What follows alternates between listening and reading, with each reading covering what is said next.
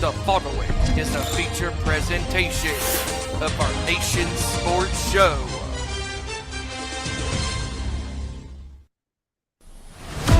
Starting this Thursday for the next 3 days in Pittsburgh, the next gridiron greats of the National Football League will be drafted.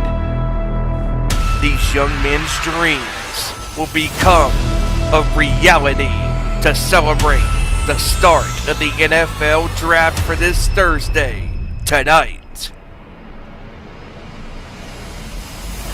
We bring to you our top 5 games of the NFL season from 2025-26. This past season, there were some stone cold classics, shocking upsets, and epic comebacks for the ages. Tonight we also bring to you the latest breaking news in the NFL Plus. Over the weekend, the NBA's postseason began. Tonight we recap the slate of games that took place over the weekend and last night. Also, we talk about some professional wrestling. Tonight, we switch gears a little bit as we talk about WrestleMania 42 from Las Vegas at Allegiant Stadium. Plus, the Raw after WrestleMania took place last night at T-Mobile Arena in Sin City.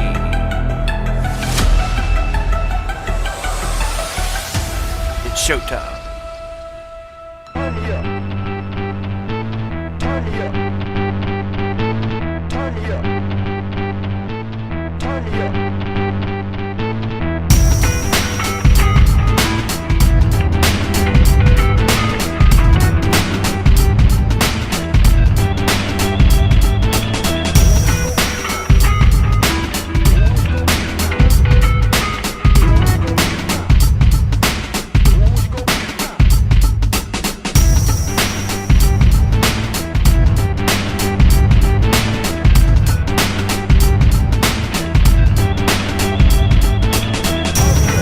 Good up to the court, talking all that is sport, breaking down the latest news, scores, and more. Welcome to our Nation Sports Show.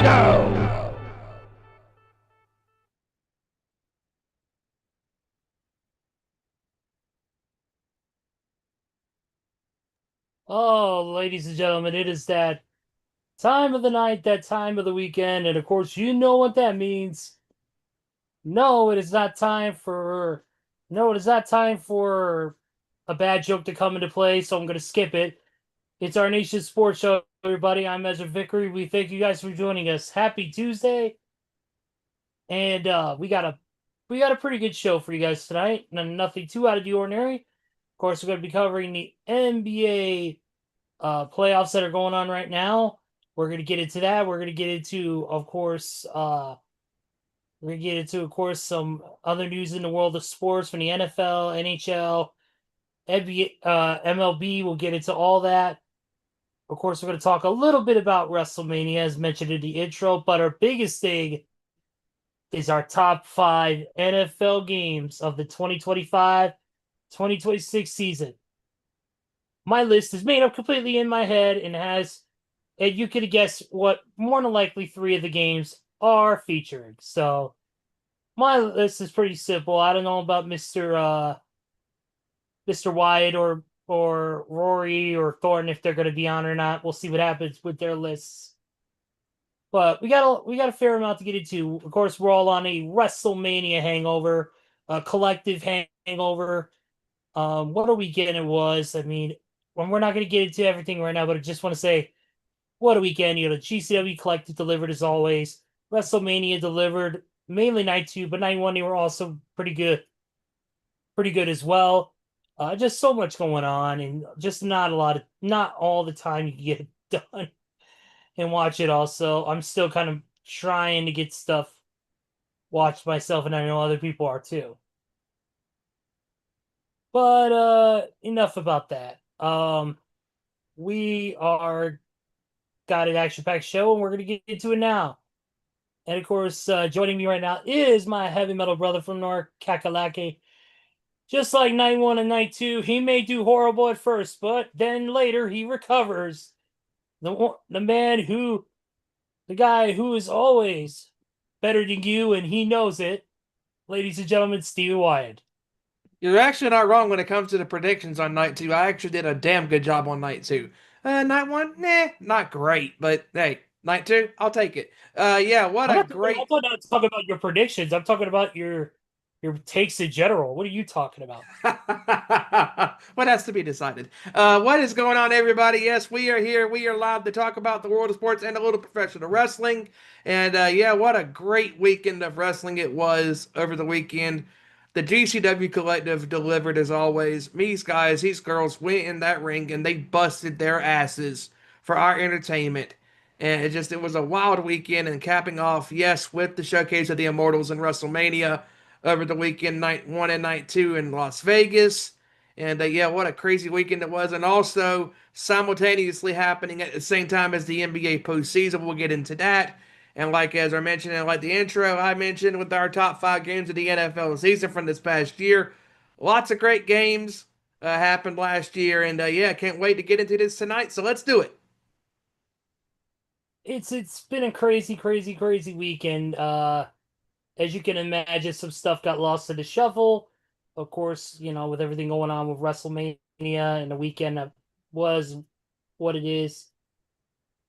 But let's get into it, and let's get into the NBA news, and we're gonna get into NBA news before we discuss the NBA finals. And of course, the big news that dropped today was that Bulls head coach Billy Donovan has decided to exit that role. Even though the Bulls organization wanted him back, Donovan has felt like that he wants to step out and let them, kind of rebuild from the ground up, I guess. But they're still looking for changes in the front office that they did after firing a couple people last week. And also, he exercised the option in his contract for next season, and then that's what he elected to step down instead. So now they got to search for a new top basketball executive in order to make that next coaching hire. So it's going to be a very busy off season for Chicago coming up. This I'm definitely not surprised with because obviously Billy Donovan's been there for 6 years and Chicago's been on the rebuilding phase for the last couple of years or so, and hopefully he'll find another job, to be taken, and hopefully Chicago can find their next man because I mean Billy Donovan, his credentials are pretty good. I mean, especially with his tenure with the OKC Thunder back in the day, 10 years ago. Hard to believe that saying that. I mean, he took that Thunder team in Oklahoma City to the Western Conference Finals, and they were a game away from going to the NBA Finals. So if he can find a team that could use his services, I'm pretty sure that next team, will vouch for him. And I mean, I wouldn't be surprised if he goes back to college or anything like that because I mean, there's always somebody, looking for a new head coach, and he'll find somebody to coach. Yeah, I think so too. I think Billy Donovan's that credible. Obviously, every season he had, I believe it was with the Celtics, right? The Thunder. The Thunder. Every season with the Thunder was a winning season and led them all to the playoffs every single year he was head coach. Pretty So much, yes. yeah, so I think I mean, he was a witness of history with Russell Westbrook's triple double season the next year. I mean, just an incredible, resume that he has, of success. He's never won a championship as an NBA head coach, but if he can find a team that can use his services, I think that, especially if it's a team that already has, some pretty solid players and, role players, I think that he could be well on his way. yeah. Let's see here. Also, too, um, some other news notes that have went down this past week is that LaMelo Ball was fined $35,000 for his trip on Bam Adebayo from a few games ago. He was fined $35,000. They upgraded his action to a flagrant foul, and then they fined him $25,000 as well for cursing post game. So a grand total of $70,000 out of LaMelo Ball's pocket.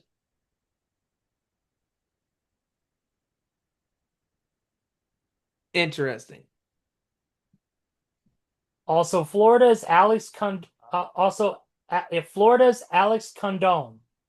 the number 30 prospect for ESPN's Top 100, is returning to the Gators for his senior year. He will be a projected first rounder in 2027 and among the top big men in basketball.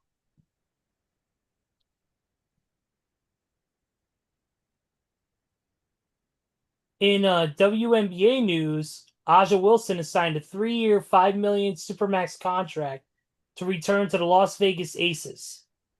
It is the largest in WNBA history to date and fully guaranteed.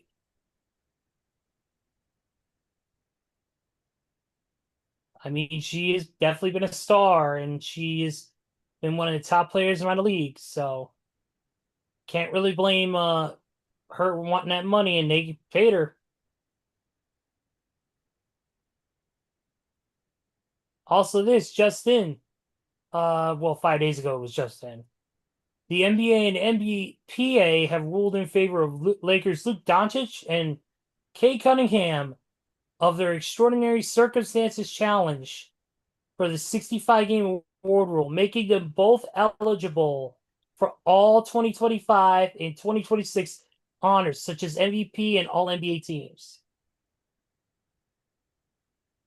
Yeah, I know that rule is very very interesting because this is why it was basically put in place because of the tanking, scenarios and players sometimes taking games off and all of this stuff and I wonder, and I'm pretty sure he did, but Victor Wembanyama had to play at least 20 minutes to be eligible for the again just being He's caught up in already all the. Okay, yeah, he did. he's He already did. Defensive player of the year. That's right. That's right. So yeah, he is eligible. yeah, we're gonna get to that in a little bit here, Steve. But yeah, you are right. Well, Doncic missed 2 games because of the birth of his child abroad, Yeah. and then Cunningham had a collapsed lung. So Yeah. Anthony Edwards tried to file that same challenge and was denied. Mm. His went to an independent arbitrator. So also Aaliyah Boston of the WNBA, she signed a 4-year, $6.3 million contract extension with the franchise, giving her the richest total salary in league history to date.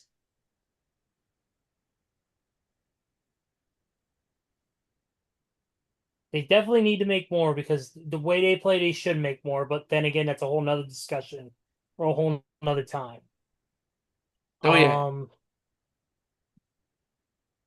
Let's see here.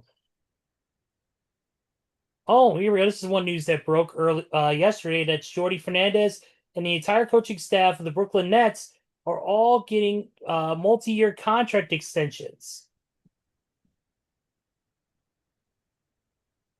Yeah, but you literally broke that story to me before we were about to hit the live, to go live. Yep, absolutely, and that's and that was I guess I guess the Nets are happy with the fact that he was able to push them to very good competitive play amid rebuilding seasons and all that. And in development of guys like Michael Porter Jr., Nick Claxton, and Day'Ron Sharp. So, what else? Real quick. Florida Jr. Thomas Hall, a projected potential lottery pick, will return to the Gators for next season. With the 2027 Player of the Year candidate back in the fold, the Florida becomes the favorite to open next season at number 1. And then finally, as Steven said, Victor Wembanyama has won the Defensive Player of the Year award. He is the youngest player in the league in league history to win the award, and he is the first ever unanimous Defensive Player of the Year. I mean, this guy outright deserves it. I mean, what a season he had this past year with San Antonio, having San Antonio to 60 plus wins again this year for the first time in years, and displaying his true athleticism for a guy his size and just the dominance that he has shown throughout the entire year. I mean, just what a great year. And to those that doubt this young man, that says, oh, he can't lead an NBA team to a championship already this young. I mean, come on. I mean, you doubt a player and say, oh, he can't do it. She can't do it. You know, they're gonna use all of that ammunition to prove you wrong. And it would not surprise me if Victor Wembanyama this year. I mean, it's gonna be tough, you know, getting past the Thunder if they face each other in the playoffs. But if one man can do it, it's Victor Wembanyama. I mean, just his season this year. I mean, this guy like is such a versatile player. I mean, to be able to stretch the floor and shoot the threes that he can and take a guy off the dribble, and obviously a guy his size, he blocks well in the paint and defends very well, and not surprised he got this unanimously because he absolutely deserves the credentials that he's had this year. And he's going to be a hard player to deal with for a long time to come. He's just barely not even in his prime yet. He hasn't even peaked yet. That's how great he is already at his young career. Yeah, Victor Wembanyama's got a lot of promise and a lot of even more potential than ever. This guy's going to be a future star as long as he stays healthy and as long as he's able to, especially with his size. As we know, people who are in that 7 foot range sometimes develop issues early in their career. But I think Victor Wembanyama is going to be one of those special cases where he's going to end up becoming one of the most dominant players in the league. We've already seen it just from the little bit we've seen in his past 2 seasons. I think in reality, once he gets going, people are not going to be fond of playing him. People aren't already, but obviously Wembanyama with the Spurs has been one of the best things that the Spurs could have done. Also too, another season award kind of came out, and that was the Kia NBA Clutch Player of the Year.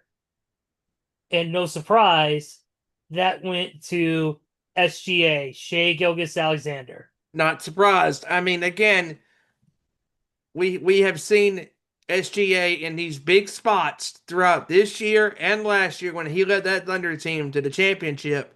He has made big shot after big shot.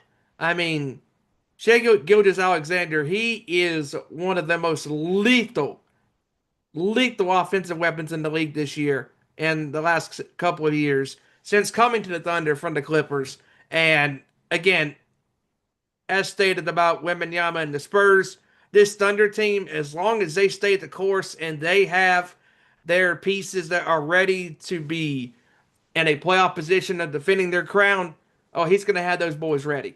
And so far off their game one performance, yeah, they definitely look like they're primed for a long playoff run again this year. Yeah. SGA is going to be one of those guys, one of those guards, shooting guards, who's just going to be an amazing.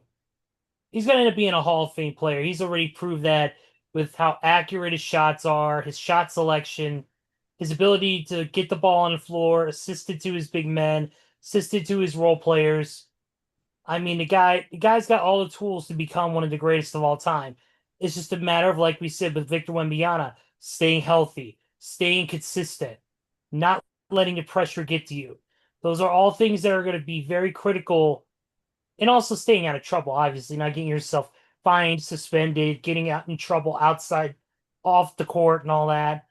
All those factors come into play for any NBA player, but especially, excuse me, these superstar players like Wembanyama, SGA, Anthony Edwards. It's all part of Jokic, Luka. So, speaking of Luka was back on the Lakers practice court as of Monday. So he hasn't played, of course, since April 2nd due to that grade 2 hamstring injury. But I mean, he's starting to rehab. Hopefully, he can get back in time if the Lakers can make it through these playoffs to get deeper into there. But right now I want to give a list of tonight's games on for the NBA playoffs. Speak of the devil, right now going on is game 2 of the series between the Sixers and the Celtics. Right now it is 15-13 Celtics with 6:43 in counting to go in the first quarter. Boston's leading the series 1-0. Steven, what can you tell us about game 1 between I those mean, two? Jason Tatum. I mean, it's pretty simple. Jason Tatum just again since he's come back from the torn Achilles at MSG last year. I mean, again to have that tenacity, that grit, to want to be back there out there on the floor with your teammates. I mean, we wrote this team off the entire year, saying that they were not going to be here in the postseason as deep as they are. We thought that okay, they might make it, but they're not gonna, with a different roster, they're gonna get, acclimated, with the new teammates, and we just thought that, heading into the year that they were not going to have a great year, might have a pretty good year, but not a great year. But man, they proved us wrong the entire year, and so far in the postseason, since Tatum has came back, I mean, in game 1 he was just dominant. I mean, just again, when Tatum is healthy, he can definitely play with the best of them. I mean, him and Jalen Brown, had the championship credentials, winning a championship 2 years ago. And what's scary about this is Tatum is just getting started because everybody else that is in the postseason has already played 82 or 80 plus games. They have already played deep into the season. Tatum hasn't even played nowhere near the games that these guys have played already this year. Coming back in the springtime, that I think did him wonders. I mean, and now that he's, I would say, as healthy as he can be, a great game like that, I mean, the confidence level for Tatum, I think, is sky high. And I think that the Celtics are going to be just like the Thunder. Hell, it wouldn't surprise me if the Thunder and the Celtics do meet in the finals. Because unlike the Knicks, this young Pistons team, the Celtics are the one team in the Eastern Conference that had the experience of winning it all, that are in the postseason in the last couple of years or so. And then obviously on the West, you got the Thunder. They won it last year. The Nuggets won in 23. I mean, those are really the two teams that, with the rosters that they have already proven that they can win it. And to get back to Boston, I mean, Tatum had a great game, dominating both ends of the floor. I mean, just a great performance and leading that team and leading the charge. Not surprised, how great it was in the, and you could definitely tell that heading into game 1 that he was right where he wanted to be in front of his home fans and feeling the energy of the playoff crowd. There's nothing like it, and I'm happy for this, for this guy, to be back there on the floor where he belongs, and hopefully the Celtics can make another championship run.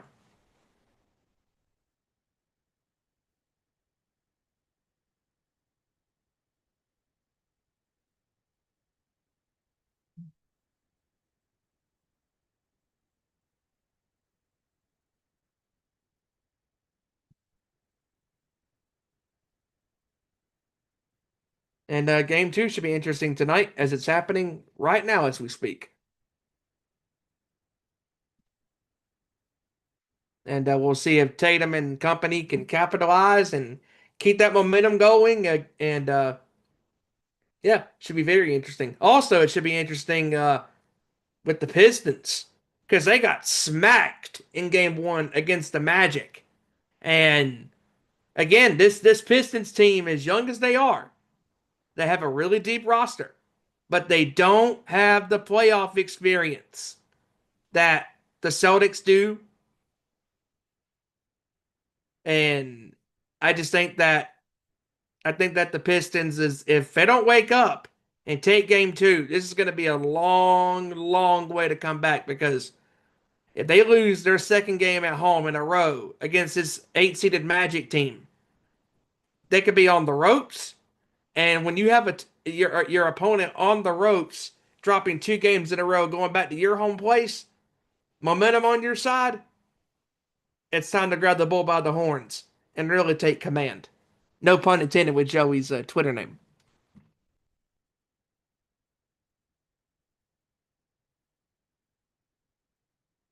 So yeah, it's going to be very interesting in the next couple of days to see what happens. And talking about these playoffs, last night, the Knicks, after taking game one against Atlanta, the Knicks last night at Madison Square Garden, heading into the fourth quarter, had a 14-point lead. A 14-point lead. And they blew it. And lest we not forget, a couple of days ago, heading into WrestleMania, Danhausen cursed Stephen A. Smith on First Take. And also, essentially, he cursed the Knicks. Yeah, the Knicks took game one, but they blew it last night. An epic collapse. And it's just hilarious that the Knicks, again, the Knicks thought that, oh, we beat the Celtics. We beat them in 6 games last year. They thought they got all hot, thinking that, oh, we're going to make a run. We're going to go to the NBA Finals. And they did not. The Pacers took them out in the Eastern Conference Finals in Game 6 at home.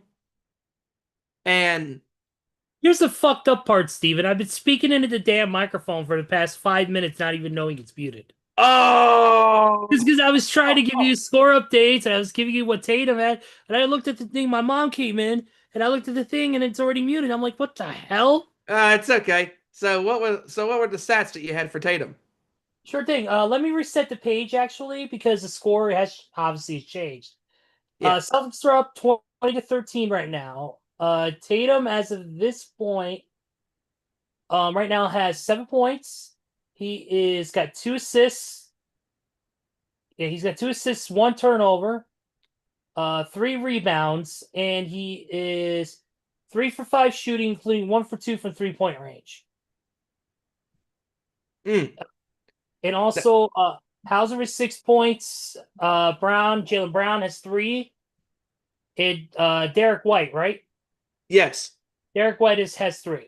So that's what we're looking at right now as far as that goes.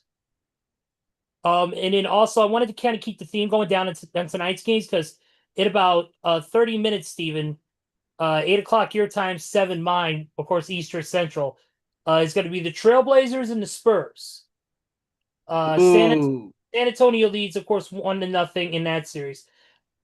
Steven, can you give us a little bit of a synopsis on the first game between these two teams? It's simple. Victor Wembanyama dominated Portland 35 points in game one. In a rout, San Antonio absolutely destroyed Portland. I mean, basically, whoever got that 7th seed was granted themselves a glorified ass whipping from San Antonio. I mean, it didn't matter if it was the Clippers. It didn't matter if it was the Suns. It didn't matter even if it was the Warriors. You're having to face a young, dominant Spurs team that is primed for a playoff run. And just the way that Wembanyama has displayed already his dominance throughout the regular year in game one, he imposed his dominant will in game one on Sunday. And this was, again, no contest. Yeah, I'm checking the player stats right now for that Spurs team. Like you said, you had Wembanyama who had, like you said, 35. He was 13 of 21, including 5 for 6 from 3-point range. Unbelievable. 5 rebounds, 1 assist, 2 block shots, and then you also had on a roll too. You also had Vassell, Vassell had 15, Castle 17, Fox 17. I mean, like you said, it was not even a contest. Great game by the Spurs. Hopefully they can continue. Hopefully for their sake they can continue that role tonight. And then, Steven, the next game for tonight is the Lakers and the Rockets. Now this is interesting because again, Luca, we're questioning the Lakers, can LeBron do it, this and that and the third, and Doncic, he did play in game one, right? No, dude, Luka's No, still out. he's His still status, out. Okay. yeah, his status for the rest of the playoffs is kind of up in the air right now. He just went back onto the court for rehab on Monday. Okay. Again, with all this wrestling going on, it's hard to keep up with this stuff constantly. But yeah, LeBron, we talked about this last week. Can LeBron do it on his own? I don't think he can because again, when you don't have no Luca or no Austin Reeves, like you are in big trouble when it comes to having to face these juggernaut teams in the second and third round. If you even make it that far, I mean, I will be shocked if the Lakers take a second consecutive game in this series because I do think that Durant and company for Houston are going to rebound tonight and they're going to take game two.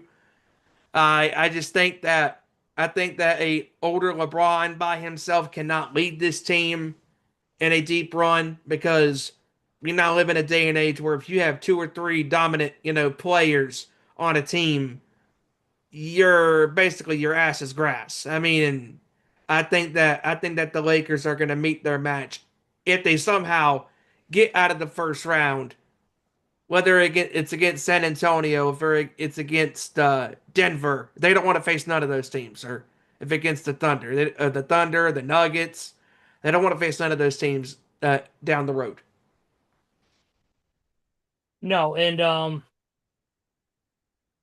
we move on to, like you said, you talked about the Magic and the Pistons, and I gotta say, when it comes to the Magic, man, they're a team I didn't expect to make it this far. As Same. we know, the Magic has been a laughing stock of their division for many, many years since Shaq left. And I mean, they've had great players. They've had, Jameer Nelson and all that stuff over the years, but it seems like they've got their stuff together. And they're taking on a Pistons team, while inexperienced, they have some amazing players on that team. And trust me when I say this, when it comes down to experience, yes, Orlando has it because they've been there. That franchise has been there before and knows about winning. But Detroit's also been there before. This is a young team, yes. This is a very young team. But don't count them out. I said the kind of similar thing with Oklahoma City. And look what happened to them. They ended up winning the NBA championship. So it's just a matter of, can those key pieces come together, and can the fluidity of the team come together at the right moment. While Orlando leads the game 1-0, that doesn't mean that the Pistons can't come back and win this. It's super early, and I have a feeling that this is going to be a lot harder of a challenge than a lot of people are going to think it is. So I just kind of wanted to get that in about the Magic and the Pistons. What about your thoughts on the Suns and the Thunder? Again, again, no matter who took that game, Golden State or Phoenix in the play-in tournament, that second game to get that final spot, you were granting yourself an ass whipping by the Thunder. I mean, I wouldn't be surprised if the Thunder sweep these guys. Or Phoenix, gets a game, but they're not going to make this a competitive series. I think that Phoenix is going to be. I mean, Devin Booker, as we know, is a great versatile scorer, but he cannot do it all by himself. He's going to have a swarm of Thunder defenders, Alex Caruso, or obviously SGA or J Dub. He's going to have all of these guys coming after him, and he can't do it all by himself. I think that Phoenix is finished. I think they're not going to make it at all. Yeah, I And think as far as the Magic is concerned, I was shocked they beat the Hornets in the play-in tournament as bad as they did. It was no contest.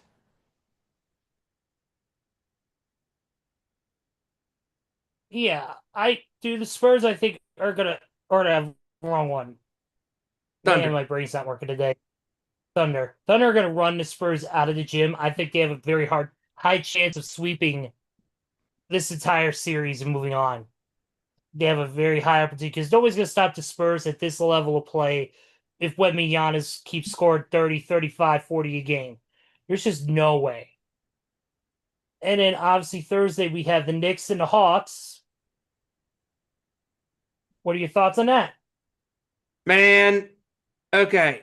So CJ McCollum, this guy obviously he played with Damian Lillard. He played in New Orleans. I knew this guy was a great versatile scorer. But man, to basically be in the same spot that Trae Young was 5 years ago as the next villain in New York, I mean, jaw jacking with fans, talking trash, fuck you, McCollum, da da da da, all this different stuff, that and the third. He's just out there doing his thing, scoring in bunches, and the Knicks fans talking all their nonsense and all their trash. They got what they deserved last night. I mean, you're up 14 points in game two after you blew almost the game in game one against Atlanta, but you survived by the skin of your teeth. And you lose last night after blowing a 14-point lead. McCollum in game one had 26, and last night he had 32 points. I mean, just like with the Nuggets defense, and we'll get to that in a minute, just like with the Nuggets defense, I don't trust this Knicks defense. This Knicks defense cannot guard nobody on the broadside of a barn. They just, again, everybody in the media at the four-letter network at ESPN and all these different, news outlets were talking about, oh, the Knicks, they got a great roster. They're going to make a deep postseason run. No, they're not with that bad how that defense is. I mean, Mikal Bridges can't guard nobody. Where the hell is Karl Anthony Towns? I mean, hello? Hello? Dude, like, come on. You're a big man. Guard these dudes in the paint. It drives me crazy how some of these players think that even if you are in the postseason, I could take this playoff, we'll be fine. Like, that's not how this works. That's how I thought, Denver was playing last night as well. And the Knicks last night, they got what they deserve. Now the series goes back to Atlanta, tied up at a game apiece. And you know how Atlanta is going to be buzzing.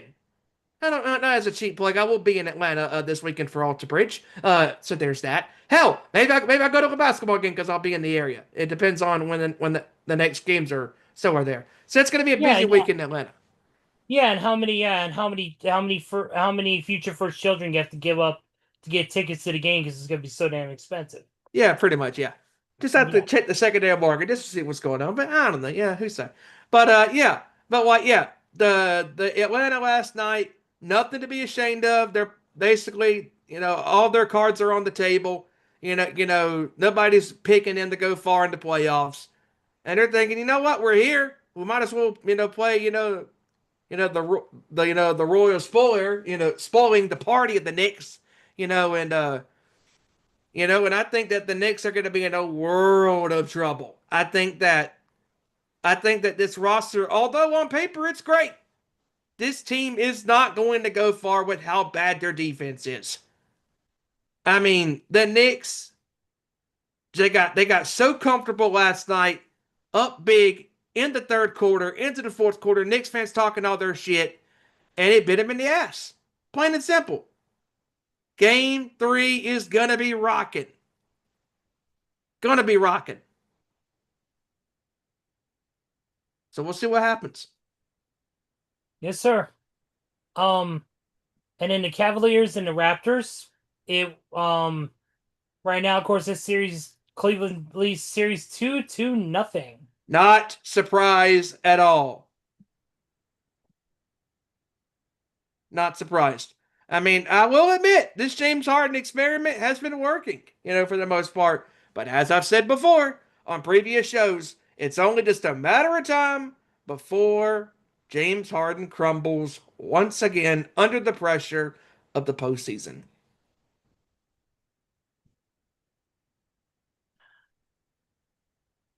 And then to close it out, Steven, let's get into Nuggets and T-Wolves tied at a game apiece. Yeah, Denver took game 1, but last night, this could be a tale of the series. because their defense last night was really, really, really bad. And in the first half, they were up 19 points. And again, just like with the Knicks, they let their foot off the gas pedal. And normally the Joker is lights out on the court. But in that fourth quarter, he was a no-show. A big time no-show. And they were up big, and they were thinking, oh, we can rest our starters, and they don't have to play as much. But man, not even though they're used to that, to how hard it is to play in Colorado, and how high it is, literally up there, with the elevation. Jamal Murray was tired. He was gassed. And I think he was gassed as well. Because the normal shots that he normally would make, he was missing them. And speaking of missing, good Lord, they missed a lot of defensive assignments in that game last night. I mean, a lot of wide open lanes to the basket, driving layups, dunks, not containing the 3-point shooters. I mean, it was no contest. And then every time a jump shot was missed, Rudy Gobert was there to clean up the mess. It was no contest at all when it comes to that. Now, the result of the game was close. But this series, if the Nuggets do not get their defense all together, this is going to be a long, long postseason for Denver. Even though they had the great Jamal Murray, they have Nikola Jokic. You still can't rely on just two players. All the role players have to show up. I mean, yeah, Bruce Brown did have a couple of threes in this game last night, but you can't have one player besides your two star players showing up. Everybody has to play together as a cohesive team. And Denver does have some solid players on their team, obviously, led by their two superstars. But if Ant-Man and Randall and everybody else in Minnesota can continue their dominance on the defense and the offense, this could be another lost series for the Nuggets against the Timberwolves. All right. Well, real quick before we move on, quick score update. 28-25 Celtics over the 76ers. And talking about Philly. Yeah, Philly. And talking about Philly, that they again, they're here because they won their play-in tournament game to get in there. But again, they're a team I don't think it's going to make a big run because, again, Joel Embiid has been, injured a lot of the times over the last several years when it comes to the playoffs. And he, just like with James Harden, has crumbled under the pressure of playoff basketball. And Embiid is not even playing, right? I do not believe so. He doesn't look like it according to the stat line here. Again, not surprised. Tyrese Maxey is the best scorer on that team right now. Yes, he is. 10 points. You know who else has got the most behind him? Who's that? Paul George with 6. Man. Oubre Jr. has 0. Bona has 0. Drummond only has 2. Grimes has 2. Or 3, I mean. And then Edwards and Barlow have 0. So, no Kyle Lowry. But that's pretty much it. And we'll cover the rest of the NBA playoffs as it continues next week. So let's go ahead and move on to... I think we'll go ahead and move on to the Major Leagues. Major League Baseball, that is. I'm checking right now for the news real quick. Just give me 1 second here. Juan Soto will officially be returning to the Mets lineup to stop the skid that the Mets are currently on. Thank you, Danhausen. Will return to the cursed Mets on Wednesday. Braves have lost their closer, Iglesias, to the IL. Like I said, Iglesias is going to be on the IL with shoulder inflammation. 50-day injured list. Let's see. Dodgers player Edwin Diaz will be out until the second half of the season due to having elbow surgery. And he will be missing several months of action.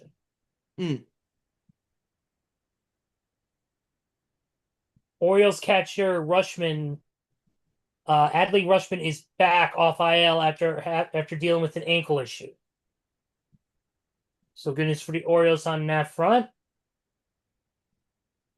Right now, games wise, just from what I could tell right now, anyways, the Astros and Guardians. Guardians are losing 3-2 in the bottom of the fifth. Reds are beating the Rays right now 4-0. Brewers beating the Tigers 3-0. Cardinals are beating the Marlins 4-1. Braves are losing to the Nationals 4-2. Haha, Joey. And then the Yankees are beating the Red Sox. Oh, that's isn't that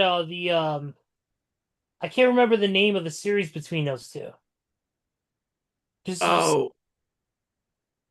not the Subway Classic or anything. I know That's a Subway Series. Subway Series between those two. Yeah, Yankees and Red Sox.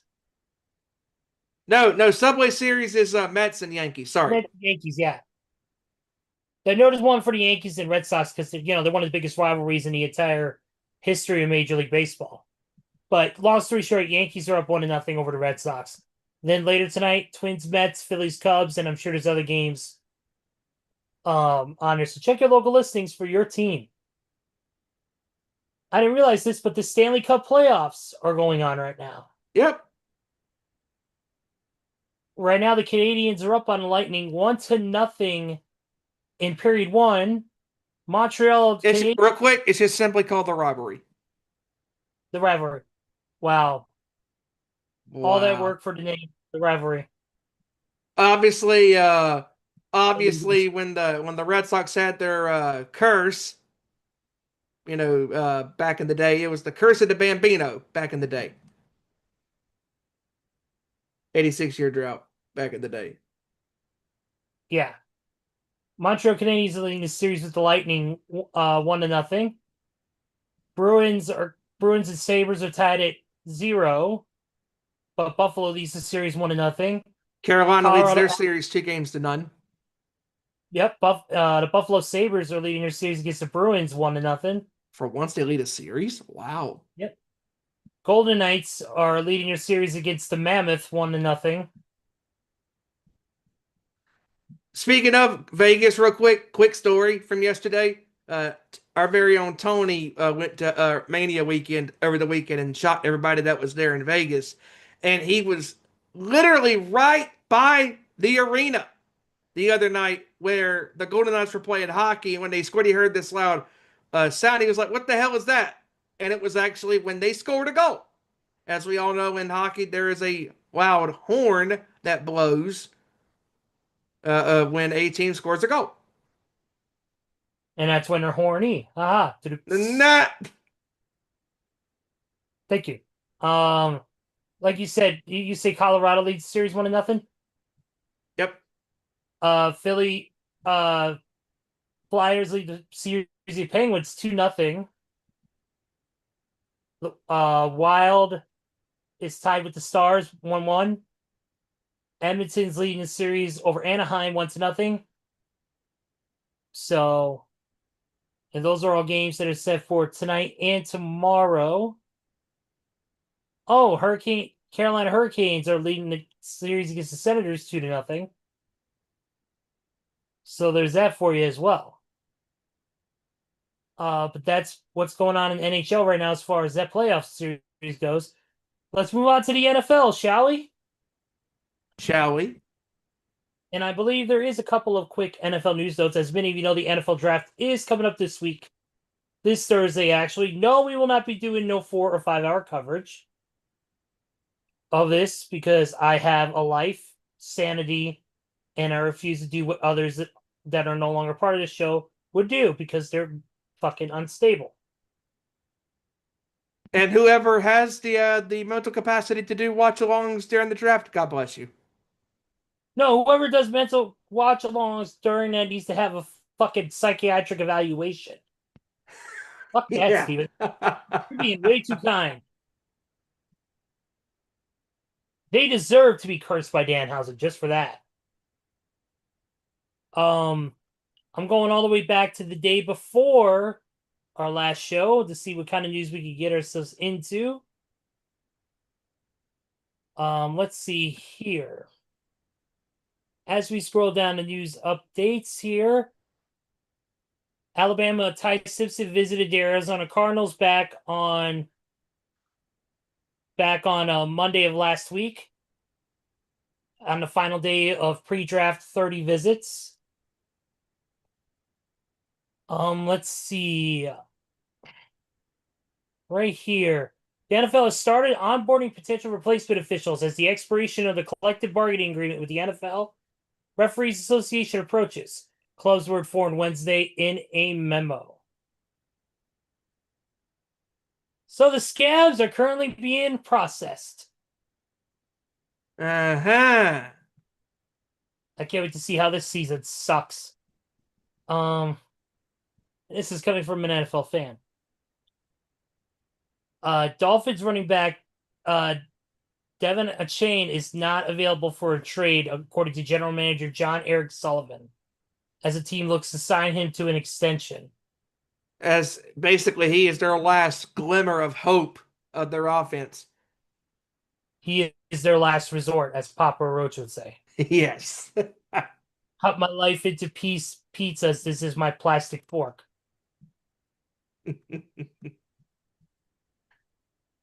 But what a splendid pie, pizza pie, every minute, every second, pie. Yes, I did just quote chicken stew for no reason.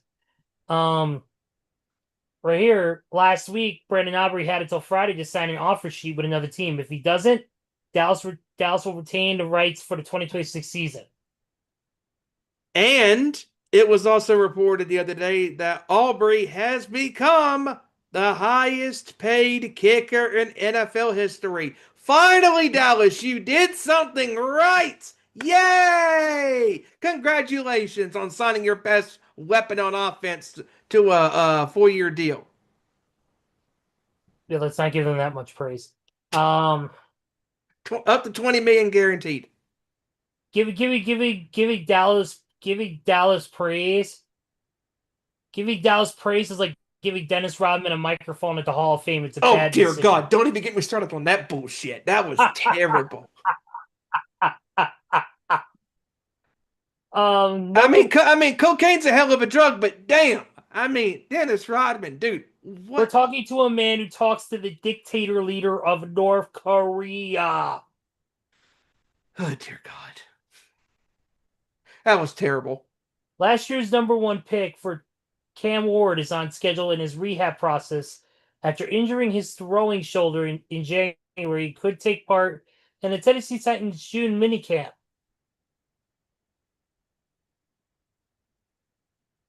Let's see. What else here? Here we go. Penn State running back Nick Singleton, who broke his fifth metatarsal in his right foot at the Senior Bowl, now has been medically cleared and has resumed running. Singleton projects to be a mid-round pick next week.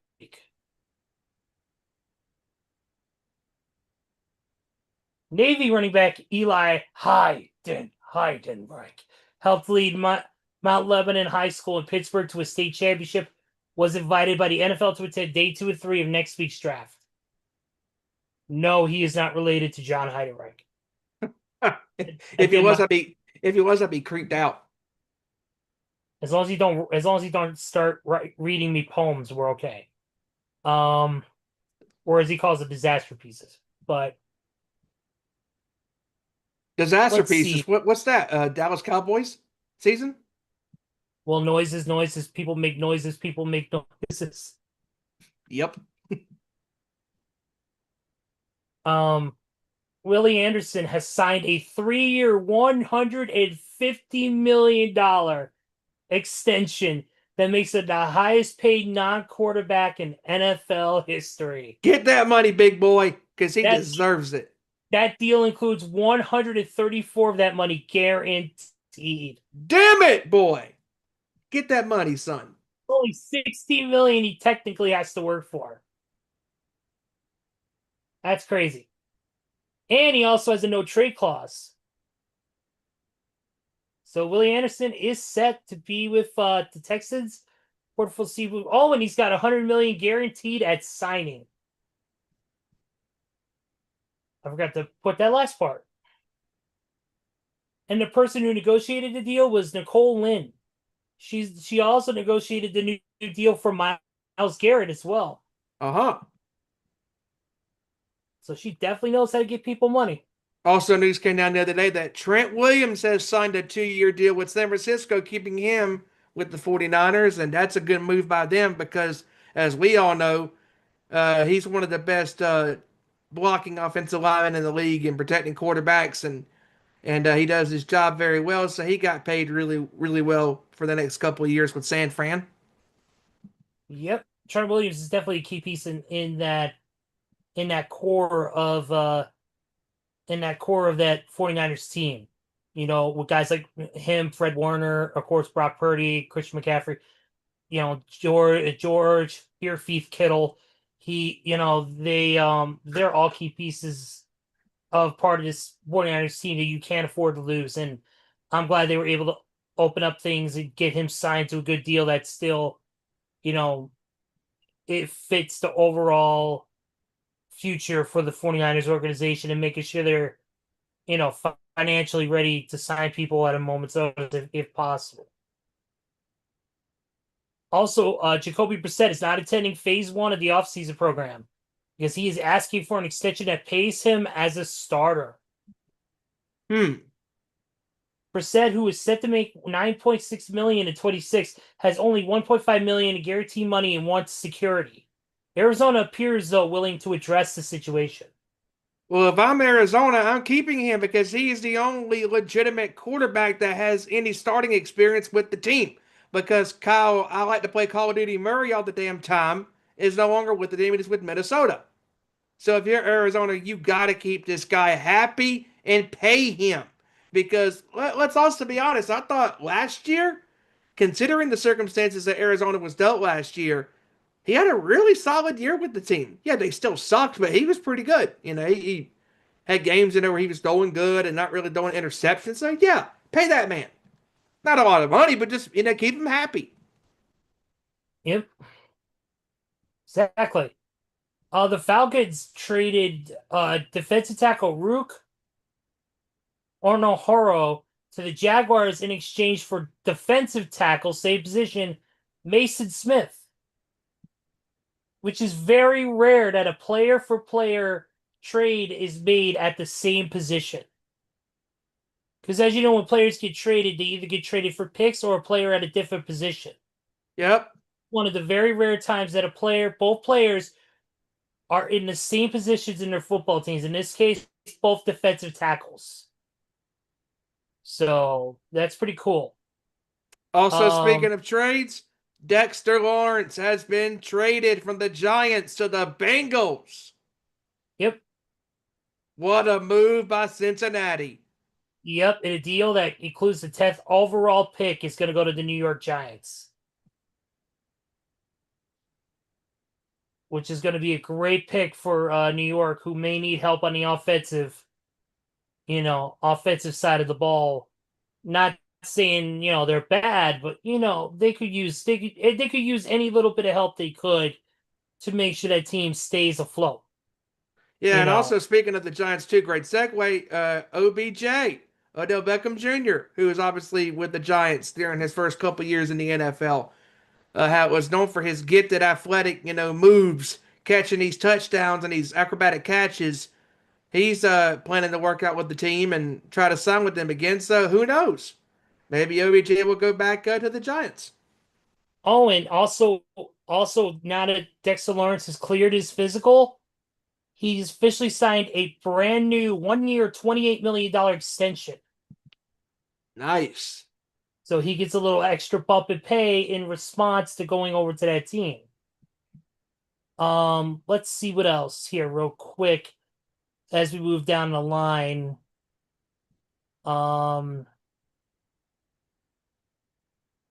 Let's see. Oh, here's some news right here. Former Georgia wide receiver Zachariah Branch, who is widely expected to be a day 2 NFL draft pick, was arrested early Sunday morning in Athens, Georgia on 2 possible misdemeanor charges. One was for being arrested while standing on a public sidewalk for not moving far enough when a police officer asked him to move. Basically, he was being a dickhead and decided not to listen to an officer and got himself arrested.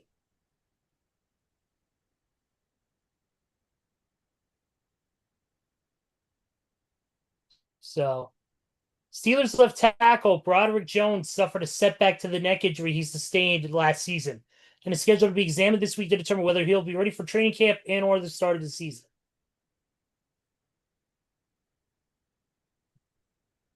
Let's see.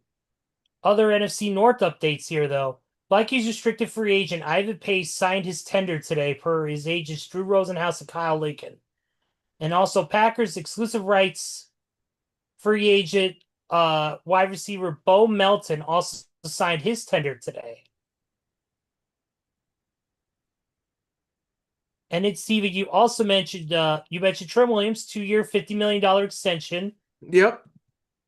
So that's a great move by San Francisco to get him back. And he also got Mike Evans, Dow, Christian Kirk, Dre Greenlaw, Osa, Eddie Pinheiro, and Raheem Morris this offseason. Says right here, Colts GM Chris Ballard said that Kenny Moore II, the cornerback, and Anthony Richardson Sr. are not present on the first day of offseason workouts at Indy because both are requesting to be traded away.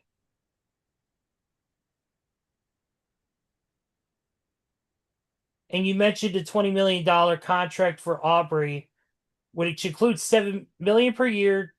$20 million of that money is guaranteed. Actually, he's going to earn $7 million per year, so $28 million technically, with $20 million of that money guaranteed. So that's pretty cool.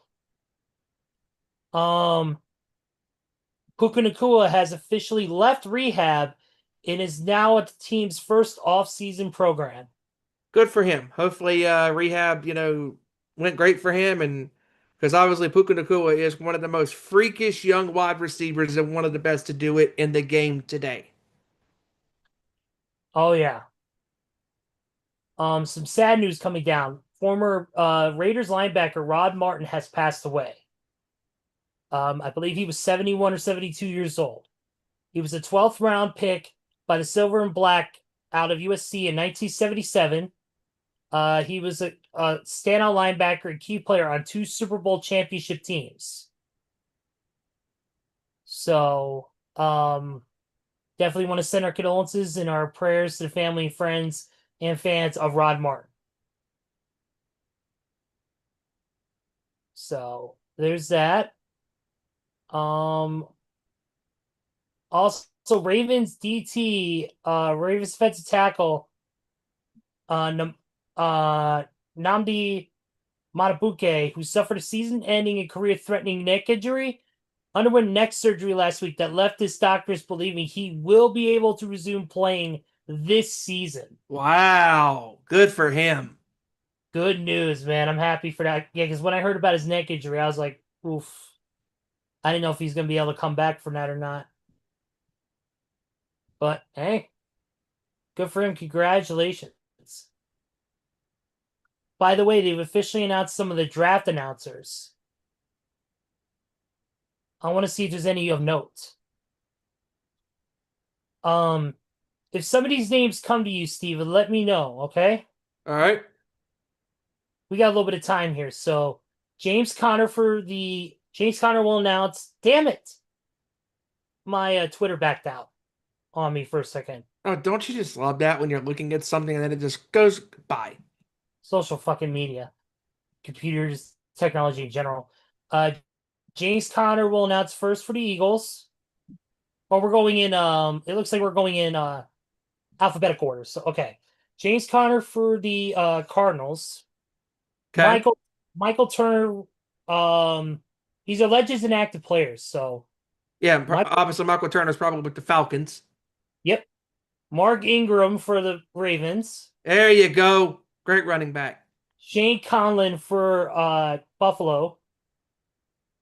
Jack Del Home for the Carolina Panthers. Oh, Jake Delhomme. Wow. For the Bears, Jimbo Covert. Nice. Ken Anderson for the Cincinnati Bengals. Anderson? Oh, no, my bad. Sorry, wrong one. I don't know. Look, he plays for Cincinnati, but he might not hail from Green Bay, Wisconsin. And he might weigh today at 241 pounds. He gained a pound. It came to pound. But Phil Dawson for the Cleveland Browns. Nice. Pro Football Hall of Famer Tony Dorsett for the For the Cowboys. Cowboys. There you go. Also Drew Pearson. Oh, dude. That guy is highly entertaining.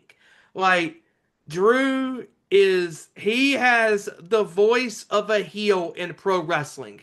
Like, I remember when he came out and he was talking, I think they were in Philly one year, and he was just talking shit to the Eagles fans. It was hilarious. Look, I'm not a Cowboys fan, but I love this. Like, crossing pro wrestling into football territory, it was great. Yeah. For the Denver Broncos, TJ Ward. Okay. For the Detroit Tigers, Lions. Megatron. Yes, Calvin Johnson. Megatron, Calvin Johnson himself. Lions Hall of Famer. Yep. For Green Bay, John Kuhn. Of course. For the Texans, Billy Miller. Okay. For Indy, Pat McAfee. Go, Pat. For the Jacksonville Jags, Paul Pluzlinski. Oh, Paul Posluszny. Nice. Paul Posluszny, yeah, whatever. Can't pronounce what the shit. Kansas City Chiefs got Bill Maas. Not too familiar. Oakland Raiders. Well, formerly Oakland. Las Vegas. Matt Millen. Okay. For the Chargers, Sean Merriman. Ooh, famous San Diego Charger. Obviously, now they're the Los Angeles Chargers, but Sean Merriman was one of the best linebackers of his era. Yep, I agree. Let's see. For the Rams, Tavon Austin. Ooh, punt returner, wide receiver, nice. For the Dolphins, Hall of Famer, Dwight Stevenson.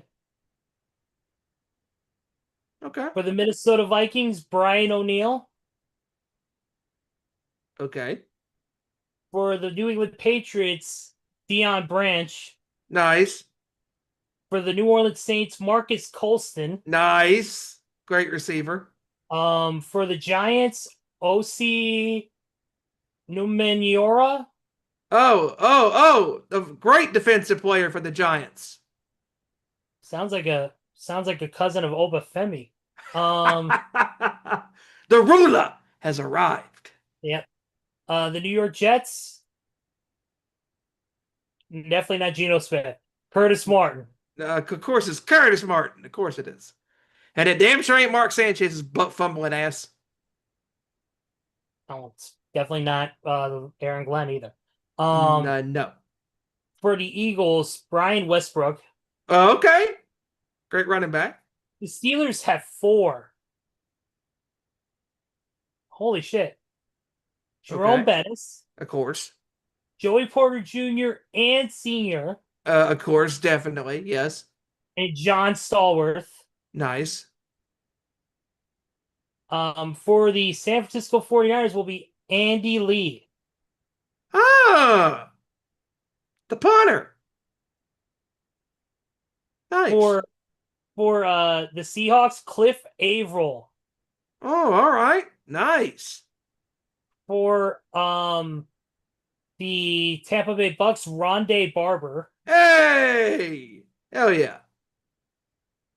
For the Titans, Jeffrey Simmons. All right. And for the Commanders, Mark Ripien. All right. So those are your guys who are going to be That's cool. draft picks That's cool. for each team. Love seeing Jimbo Cover, Calvin, Drew Pearson, of course, Pat McAfee. Pat's a riot. Of course, Pat's going to be a ride up there at the draft. Oh, and how about this news, Steven? There is a new face added to NBC and Football Night in America. Not surprised. Is Mike Tomlin. Not surprised. We said on this show when he stepped down as Steelers head coach, that man is going to go straight to the broadcast booth or to television in general, and he is. Congrats. He's going to kill it.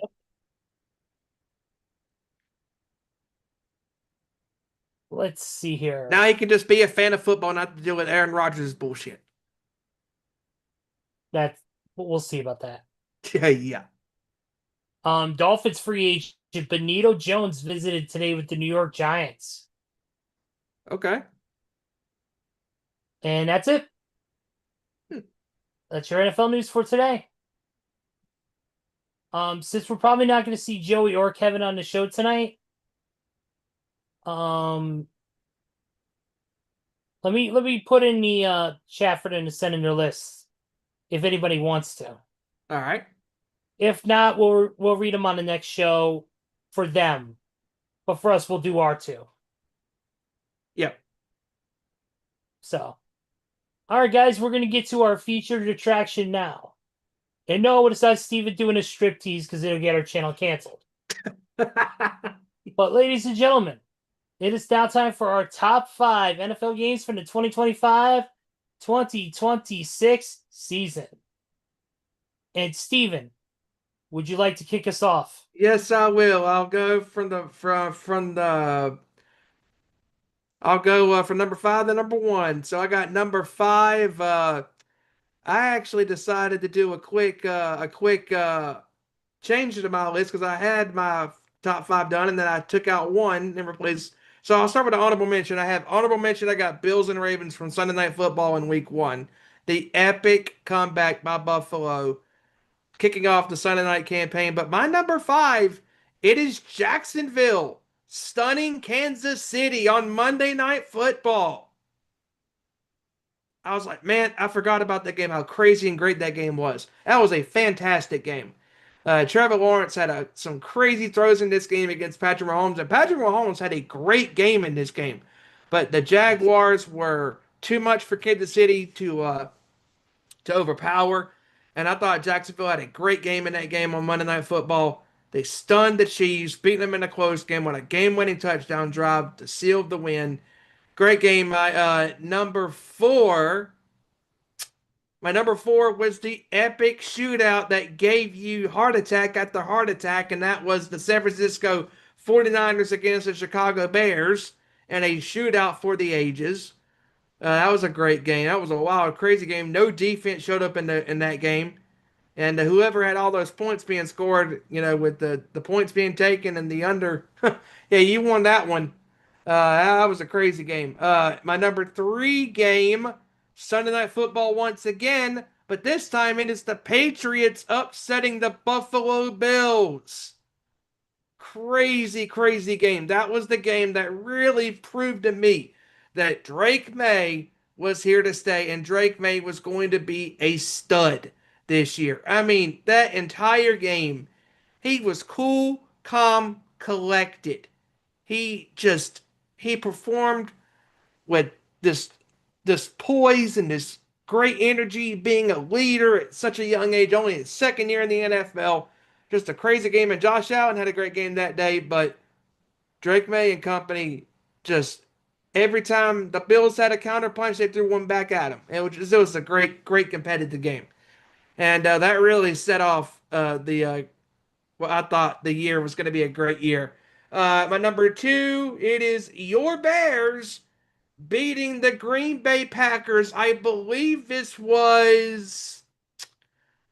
It's either the game with game winning catch from DJ Moore or it was the wild card round victory. It is the game winning touchdown catch.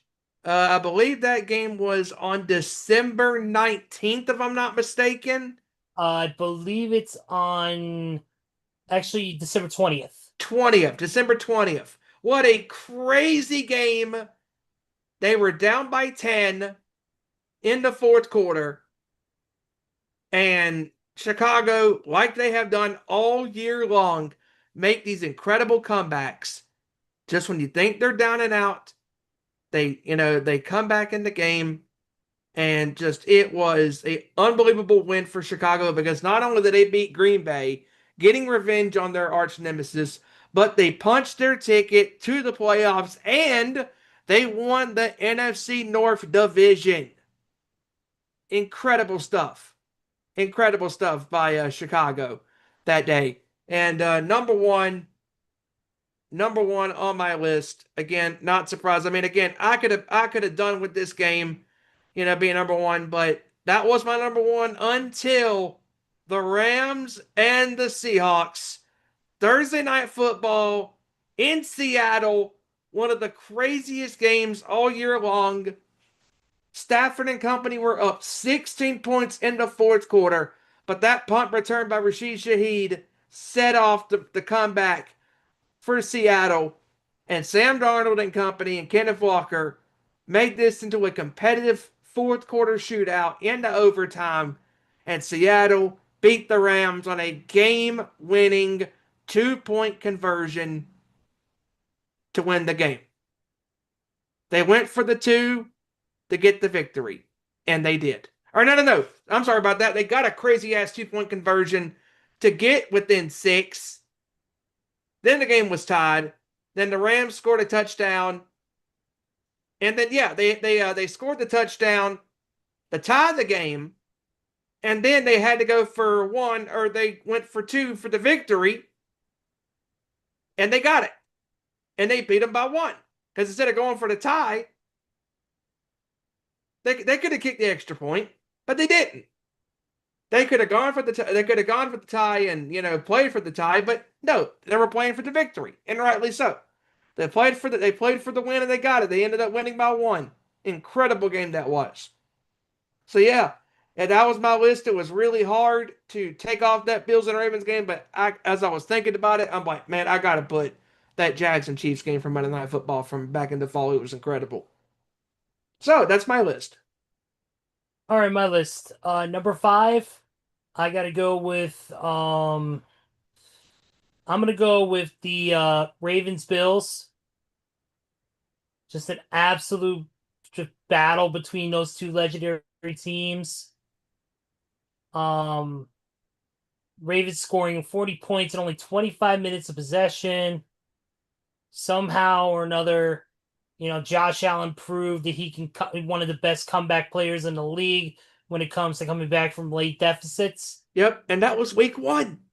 Week 1. That was the week 1 battle, Sunday Night Football. Derrick Henry, of course, had his major fumble issues during that game. Oh, yes, he did. And his fumbles were well documented in that game. Yeah. But overall, just a great game. Number 4, I got to go with Bears and Packers. The wild card matchup in the snow that night with the cheese graters and the crowd and all that. The atmosphere was unbelievably electric. I mean, the missed kicks of Brandon McManus, which set us up. We were down 21-6 in the fourth quarter, came back, scored 11 unanswered, or trailed by 11 with 6 minutes remaining. We come back on a miracle 4th and 8 throw. Which was an incredible throw. I mean, the defender was right there in Williams' vicinity, and he just got the ball off as he was being hit. I mean, it was an incredible throw with just the accuracy that he threw that ball, fitting it only to the spot where his receiver could get the ball. And that was the first time I ever said, how does that motherfucker keep doing this? Yep. I screamed that at the top of my lungs. How did this motherfucker keep doing this? And it blew my mind. Like, I couldn't believe that. Number 3, I am going to go with the Seattle Rams matchup on Thursday Night Football. I thought that was one of the best games of the year, bar none. Truly. Oh yeah. Especially Thursday nights are concerned. Another comeback kid in Sam Darnold. Not only a comeback player on his own team, but a comeback player in general. You know, coming back from being a starter and losing the starting job to being a backup, and now, you know, leading this team as far as they could go, eventually to the Super Bowl to win it all. Yep. And, you know, this was the beginning of Sam Darnold's resurgence as a top quarterback in the league. I really think that game, that was his coming out party. I mean, he was having a great year already, but that game solidified him. Yep, he is the real deal. And then he did it again, ultimately, in the NFC Championship game, in a great game as well. But that game, to me, will always be my favorite Seattle Rams game this year. For me, number 2, I got to go with the Rams and the Bears in the divisional round. Yes. I mean, yes, we lost, and it's still one I'm kind of bitter about, and I still will always be bitter. Still. But that crazy, just unbelievable toss to freaking Cole Kmet in the corner of the end zone. I couldn't believe it. Dude. I remember going, what the hell? And just jaw on the floor, a tear down my cheek, thinking, this is unreal. How are we doing this? Dude, I remember Mike Tirico's call. It was one of his greatest calls in his soon-to-be Hall of Fame career. He could not believe what he was seeing. It was unbelievable. And Chris Collinsworth, the man was speechless. Speechless. Mike Tirico had one of his greatest calls of his Hall of Fame career, and Kevin Harlan did as well on the radio. And to quote Kevin Harlan, he said, quote, if you didn't see it, you wouldn't believe it, end quote. I mean, it was a play that 99.9% of the time does not work. How the hell does Caleb Williams sprint backwards 20 plus yards to fling the ball? What was it, like 49, 56 yards, something like that? He threw it 51 yards. 51 yards on the money. On the money. After being chased back to near midfield, chucks that ball up, and immediately he knew where his target was, and he stood there and watched it. He didn't panic. He didn't, falter back or run around in circles. He just went backwards, chucked it, saw where it was going, and stood there because he knew his target was there and he was going to catch it. He had that confidence in Kmet. The position to throw that ball on the money. It was just incredible. And then you could guess what number 1 is. The sweetest of all victories.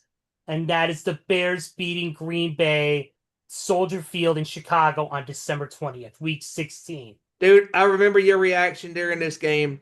You were just overjoyed with excitement. How could you not be? Going through the hell that you guys went through for nearly a decade.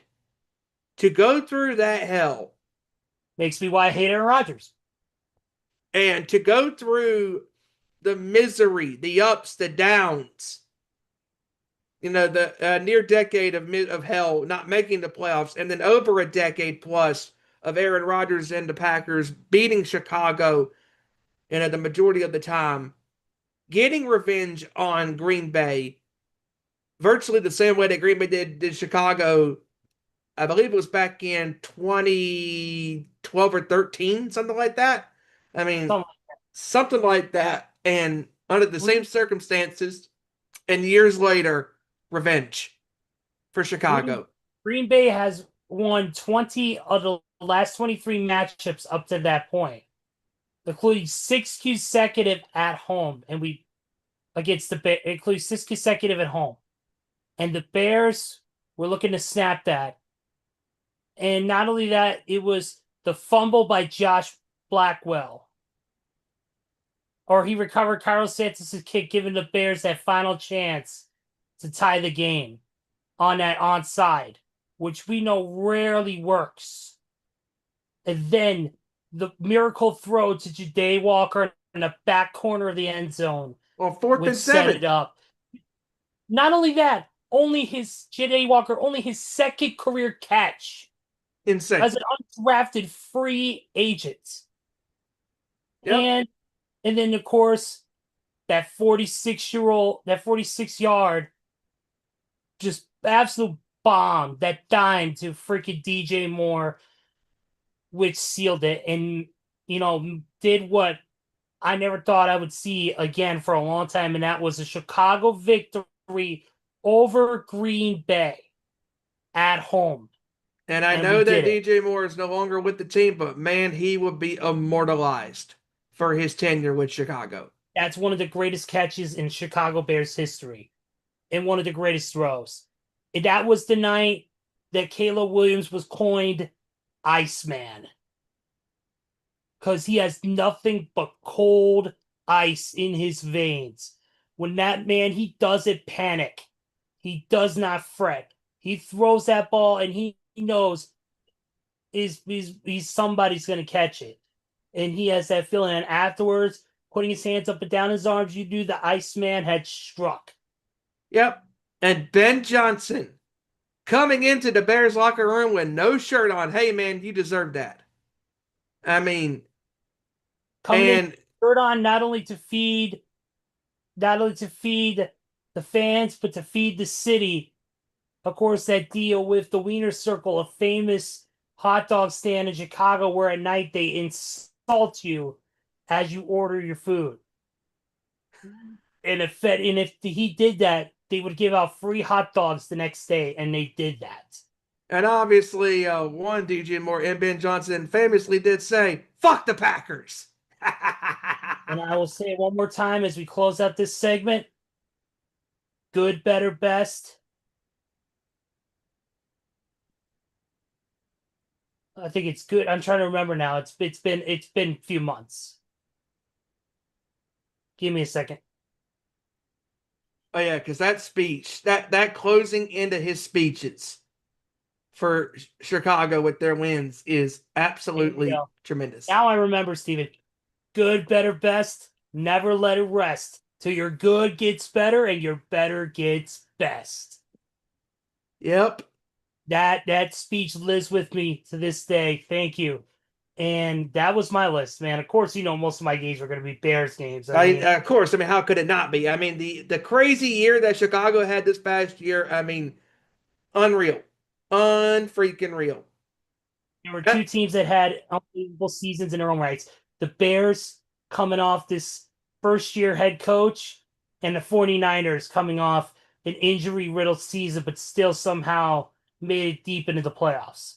So and what's also crazy too, when you look at, talking about Chicago from last year, what really showed me how good this team was going to be, that dominant victory against Philadelphia on the road. Man, that was incredible. Yep, absolutely. Steven, let's we got only a few minutes here left before we have to close the show down. I mean, yeah, we got a half hour, but Let's talk a little bit about WrestleMania. Yeah. Obviously, what a great show. What a great weekend. I want to give a couple shout outs to Brett Lauderdale, um, to Nick Gage, to Gringo Loco, Josh Barnett. Bloodsport this past weekend was fucking insane. It was so good. Bloodsport, definitely unfortunately the last Bloodsport Yeah. that's ever going to be done. That book has been closed. Gringo Loco with an amazing show world on Lucha. Joey Janela's Spring Break with the debut of Brody Lee Jr. By the way, real quick about that. Shout outs to the Sandman. The fact that he was able to pull that off. Yep, the Invisible Man. Unreal. That is hard. That is hard. And shout outs to Mick Foley coming in there taking a bump. And all of the shenanigans in that match was insane, but it was great. Yep, so many things went down from appearances from JCW talent like Vampiro, Violent J, Too Tough Tony, to the Outbreak, the zombie gimmick. Like you said, the hardcore legend Mick Foley, all the ref bumps, Yep. Jimmy Lloyd, just in between. Also, got to give a shout out to El Desperado and New Japan for putting on the Despi Death Invitational, that triple threat tag match featuring Gage and Tremont, Ju Kasai, and shout out to Rina Yamashita. She is one tough bitch. Oh my God, she's so good. Deathmatch Amazon herself. Just an absolute beast of a woman. And then she wrestled 2.5, 3, hours later in a triple threat again. The same night. Yep, MDK. I think the MDK Fight Club event. Yep. She's great. She's absolutely great. Definitely. Just real wanted to shout those people out. Anybody who had matches that weekend. Shout out to Shotzi, who wrestled 9 matches. Yep, including winning the clusterfuck. Which is great. Otis Coger won the GCW World Ultraviolet Championship back from Otis Coger in a very violent-filled, glass-filled steel cage, including including finishing the match with a lowdown of nice. Yep. A lowdown off the top rope onto a big bundle of tubes stacked on Otis. So, but let's get to WrestleMania real quick. 91 left, to be desired, but was it the worst? No. I think that's a little over exaggerated. Was it? No. Was it fine? Sure, it was fine. I thought that the AJ Lee and Becky Lynch match was pretty solid. I thought that even the 6-man tag, it was okay. Like it was better than I was expecting, but obviously it wasn't great, but it wasn't the worst. Isho Speed had a very nice moment with the splash through the table. That was cool. As far as night one is concerned, the highlight for me was Gunther and Seth, and I did like the main event. Was it perfect? Again, no. Once you bypass the McAfee and Jelly Roll bullshit of all things, and you just put the match up, for what it is, I thought Cody Rhodes and Randy Orton, busted their asses in that ring for 20 some odd minutes. Told a great story with Orton's back and Cody, getting desperate in that match, trying to do anything he can, to get the victory. And he did. The ending was very confusing because, again, for the last 2.5 weeks, McAfee was back in Orton, and McAfee comes out, does a slow count when Orton does the RKO, and then he does a slow count and Cody kicks out. Orton then RKO's McAfee, then he turns around and then there's the crossroads by Cody, and that was it. And then Cody gets punted by Orton, and also Cody's eye, and for those that haven't seen it, oh my God, it's bad. That man went through hell and then some, and I know he's recovering, right now, and to the fans that didn't get to meet him over the weekend, it sucks. But unfortunately, things like that happen. Even though professional wrestling, it is a predetermined business, it's also a very dangerous business.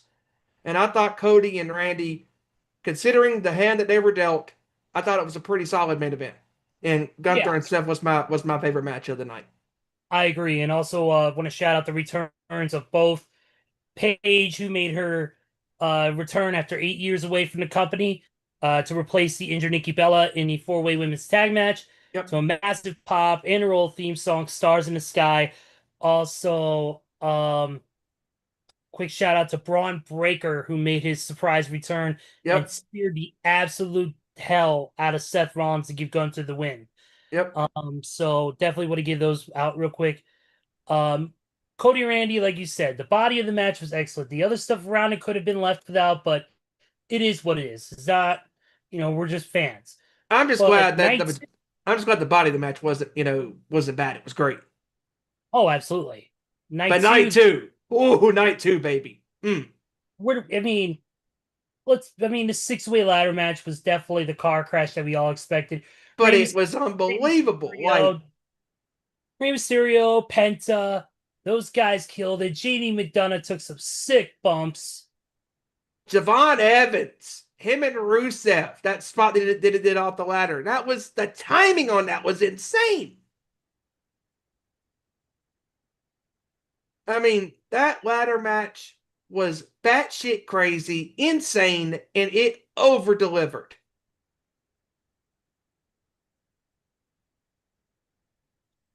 I think to me, all but Brock absolutely fucking delivered. Yes. 4 minutes, 46 seconds. It's all that was needed. Get on, get in, get out. And those two men did what they promised. And you know what? Brock has hung up the gloves. Brock has officially retired from WWE. What a moment. What a moment for that man. I mean, taking in the raw emotions. Paul Heyman got emotional. The fans got emotional. Michael Cole and Barrett were left speechless, didn't know what to say. And just unbelievable. Unreal. If this truly, I don't think it is his last match, but if it is, thank you, Brock, for a hell of a career. Absolutely. Definitely. Thank you, Brock. And then of course, we start off the card with of course I believe we started off with the trying to remember which match started off. Trick and Sammy. That was the first match on the app side of things. The first, speaking of ESPN, that was as good as you're gonna get on free television to kick off Mania Night 2.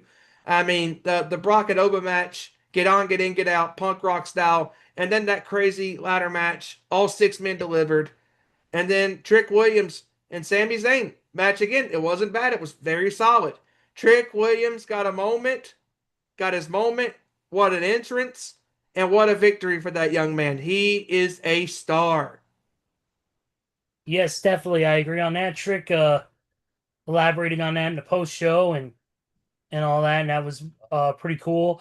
Next match on the card was, I believe, the street fight. Yes, it was. The Demon, who his entrance was unreal. Streamers, thousands of streamers falling from the ceiling. References just like Japan, unreal. Yep. The like the glowing heart, like the glowing human heart on stage where he touched it and all that stuff. And dude, the Demon entrance never not hits, and that was truly a WrestleMania style Demon Finn Balor entrance. If you're gonna bust it out, that's the time to do it. Shout out to Dirty Don though with his entrance, very like Mayan or Aztec like entrance, sitting on a giant throne with people in masks taking him out to the side of the stage where he can go do his thing and all that. It was pretty damn good. Match was really solid too. Oh yeah, those two put on a very good match. Can't go wrong with two guys like Dom Mysterio and Finn. Oh yeah. And then of course, the next match was the United States. It was the women's title match between Rhea and Jade, and I will give Jade a lot of credit. She over-delivered. That was her best match on the main roster. Shout out to her hitting the one-winged angel. Yes, in tribute to Kenny Omega. That she now calls the Sandstorm. And shout out to Kenny for loving it, first of all, and saying that I'm cool with her using the one-winged angel from now on, if she wants. That's really cool. That's a big endorsement for a guy that she did work with back in the day with AEW. So Mm-hmm. Jay did an amazing job. Rhea, superstar. Just her entrance alone gets the biggest pop, one of the biggest pops of the night. And those two did an amazing job. Great women's match, of course. Interference, all that good shit. We even forgot to mention a match on night one. Liv Morgan and Steph Becker. Yep. Good match by them. It was a little short. Obviously, we like the matches to be longer. But of course, they had to save like 5-6 minutes for Hogan documentary ads. Oh dear God. But it was a good match. Liv had an insane entrance with that new song Trouble. I'm not going to discuss the song, but it was an insane entrance, definitely a WrestleMania style entrance. And Steph Becker always looks amazing. And she had the flower petals raining down on the stage and it looked amazing. And those two women tore it apart, man. There was a lot of vitriol, a lot of venom. Yep. Interference from both the interference from the Judgment Day helped her get the win. But then back to Rhea and them. Of course, Rhea had to deal with Michin and BFAB. And of course, Sky came out. Yep, Io Sky even things up. Rhea, the new women's champion. Rhea is on her way to SmackDown. So Yep. that was a good match. And then, of course, we got to talk about the segment housing. Yes. Cena meets Danhausen for the first time. And what a segment it was. Some midget, small people there. Punched And I love Miz. Michael Cole. He's like, don't sue me for calling them midgets. Well, yeah, because he had permission to actually say it. And so those little guys punched Kit Wilson in the nuts. And then Danhausen punches Miz in the nuts. Hits the 5-knuckle shuffle. Gets to hear 50,000 people scream, "You are cursed," with him. And then the best part though was he did the "You Can't See Me" to John Cena, and then the little pyro thing went off. You hear Michael Cole yell, "Leave!" And then Danhausen doing, you see Cena just dying. And it was great. That was great. He goes, "Oh, retired life is awesome." Of course, we wouldn't be remiss if we didn't say congratulations to Bianca Belair. Yes. That was cool on on night one. Yep, night one, Bianca announced that she is pregnant with Montez and her first child. Congratulations. All the best to a healthy and safe pregnancy for both the mom and the baby. Yep. And speaking of Montez, Street Profits are back. Yep. Well, of course, he has to come back and make that extra money because they're going to need a lot of strollers and a lot of diapers. But, and then finally, the main event. Yes. Reigns. Both men with both men with amazing entrances. Roman with a bloodline throwback entrance, showing off some of his family members that are no longer around, including Alpha, Sika, High Chief, Peter Maivia, Yokozuna, Umaga. the late great Umaga, and then Punk. Promise granted, promise kept. The finally in WWE, we got to hear Miseria Katare, the beginning by AFI, his old Ring of Honor theme for the first time on a WWE program. This was amazing. I mean, just the entrances alone. And speaking of entrances, Cody Rhodes' entrance from night one was incredible as well. That is what a WrestleMania entrance is all about. Roman Reigns and CM Punk's entrances in night two. That was a spectacle. It was, you could tell it was a big fight feel. Roman bringing back basically his old theme, which was really cool. The head of the table, kind of like a remake of that. Punk using AFI in his intro for his entrance. And you told me before we came on air, he had the biggest shitting grin on his face. He was so happy, so excited that he got to do that. Yeah, he was looking serious as he was walking up the tunnel. And then all of a sudden, he just started having a grin because he knew that big old smile across his face because it's been years and the fans have been, those fans who know Punk's history and know his time in Ring of Honor have been wanting that song to be played on, excuse me, on WWE TV for decades. And now we finally got it. And what a moment it was to hear that song, to see Punk coming out there. By the way, shout out to the jacket that he wore, all the tributes, the tribute to AJ Lee's Puerto Rican heritage with the Puerto Rican flag.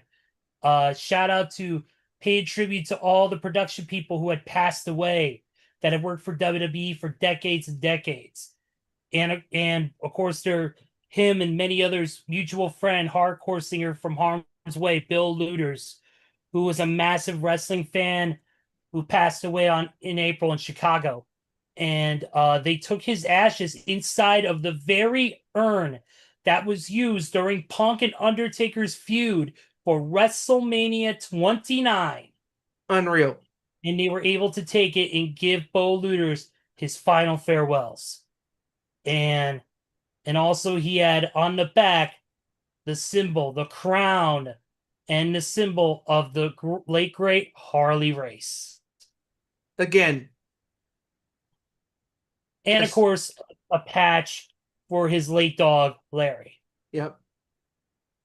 So the pageantry, the spectacle, the enormity of WrestleMania, what it means to these people, what it means to the fans, what it means to the wrestlers, the camera crew, the behind the scenes, the announcers, everybody that works that show.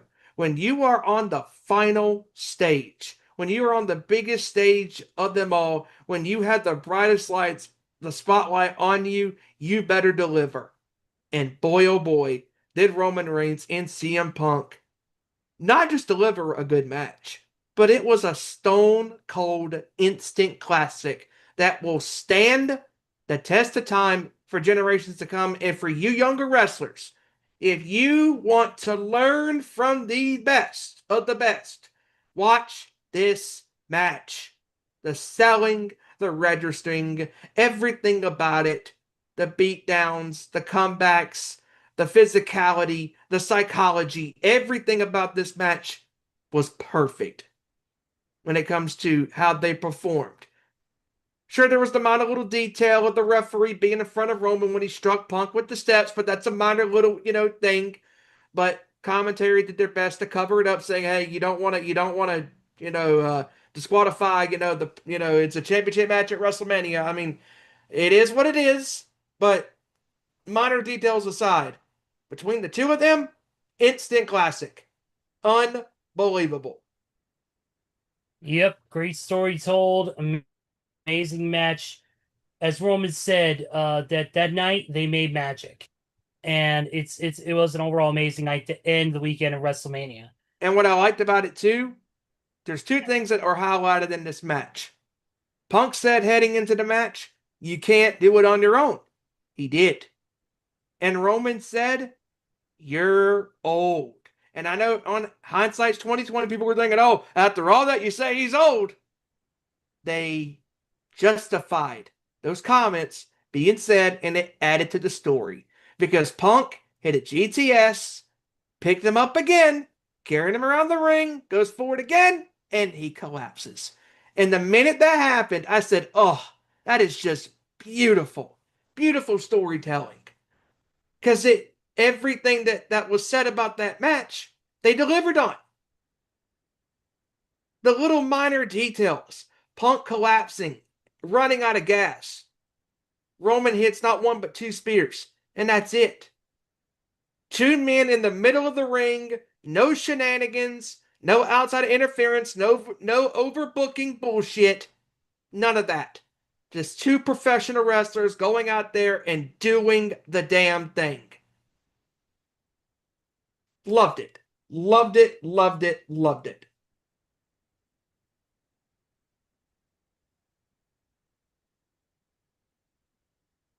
Absolutely. And also, I do, before we go, I do want to bring up two things real quick. Last night, Monday Night Raw, Sol Ruca, holy shit, She is going to be a bona fide star and a main event player in WrestleMania down the road. That was unbelievable. Then we have Jacob Fatu in the main event segment with Roman Reigns and the Usos ending Monday Night Raw. And Jacob saying, forgot about that one. Drew McIntyre and Jacob Fatu beat the hell out of each other. It was a great match. Jacob Fatu coming out there last night saying, I don't need that. I don't want that title. I need that title. I want to be upgraded. I want, better things for my kids, better schools, a better house, etc., etc., etc. Yeah, it was awesome. Absolutely awesome. And Oba coming out there, kicking off the night last night. The fans doing the strut, doing the whole damn thing. Oba picks up that microphone and says 4 words. The ruler has arrived. Mic drop. Done. End of story. Amazing. Absolutely amazing. And speaking of amazing, that video package for Brock Lesnar with Godsmack's I Stand Alone was badass. Because that song, in my opinion, when you look at what Brock Lesnar is as a performer, he's a loner. He stands literally alone by himself. He does his thing by himself. He does not really allow nobody except for Paul Heyman. He said it himself. I'm an ass kicker. I'm Brock Lesnar. Just that whole video package with the wrestlers and the highlights of his career. Just unbelievable stuff. Raw last night, I know you said the same thing last night. I thought Raw last night, that felt like a Raw at the WrestleMania. Ethan Page debuting last night, also announced that Joe Hendry is going to be signed to the Raw roster, doing a concert next week on Raw. That'll be highly entertaining. It was an overall a really good Raw last night. And the second thing, and we're going to close out on this. To you ignorant, entitled assholes that showed up to these hotels and bombarded wrestlers, their wives, and other wrestlers alike. Fuck you. You do not deserve to have photographs and pictures with these guys and girls whenever you see fit. Meet and greets, those are where those are happening. However, if you meet a wrestler on the street, in a public vicinity, and you are nice, and you're not a dick, you might get nice things coming to you. But if you're an ass, you get treated like a said ass. Because I cannot tell you how many times as I have refreshed my Twitter feed or my Facebook feed, and all I've seen all day long is accounts of wrestlers, of fans that have been at the hotel at the MGM Grand in Vegas and other hotels, but mainly the MGM. The encounters that Bayley, AJ Lee, and Punk encountered with that one idiot fan and a group of idiot fans that when bombarding them, one fan went to see fit by wrapping his arm around AJ Lee, and she was not having it. Bayley told him, dude, go away. AJ Lee cried out, all these people, because they were overstimulated. All of the people that were throwing their weight around, not being nice, not being generous to these wrestlers who are all, and just because it's a public place, that doesn't mean shit to me. I don't give a fuck if it's a public place. That does not give you the right to walk up to these guys and gals and say, hey, can we get a picture? Can I get an autograph? No. No. They're trying to unwind. They're trying to relax. And you're in their private space. When you're at a restaurant and these guys and girls are there, do not bother them. They're just like you and I. They're trying to eat their damn food and drink their drinks or their cocktails or whatever they're doing. Respect their privacy. It sickens me that there are sick pieces of shit out there that do these things, including that one prick at the meet and greets on Saturday sexually assaulting Atlanta Black. Like, what the hell are we even doing here? What have we come as a society to feel entitled that we spent a shit ton of money, that we deserve to get the things that we want? That's not how the world operates, people. It's ridiculous. And the idiot that was filming Booker T in a bathroom, you can go to hell too, as far as I'm concerned. Filming him, and then he comes out the bathroom and goes, and then the guy goes, "Hey, Booker." I'm like, dude, if I was Booker, I would have throat punched him and I would have, just beaten his ass. Like, it is absolutely ridiculous how these fans feel entitled, that they think that, oh, I can get whatever I want if I come to them and say, "Hey, can you do this, do that?" That's not how this works, people. And the last clip that I came across today was Royce Keys being bombarded by a fan. He told him to stop. He wouldn't stop, and he kept on. And then Royce Keys was very nice about it. He said, "I gotta go. I gotta go." Like, dude, you know as well as I do, when you've been to Comic Cons in Chicago, you're surrounded by wrestlers. You're surrounded by, other people that aren't in wrestling, but mainly wrestlers. When you go to these Comic Cons with your C2E2 crew, you guys and gals are respectful to these wrestlers. You don't bombard them. You respect their privacy, because at the end of the day, they are just the same as we are. Human beings that deserve respect.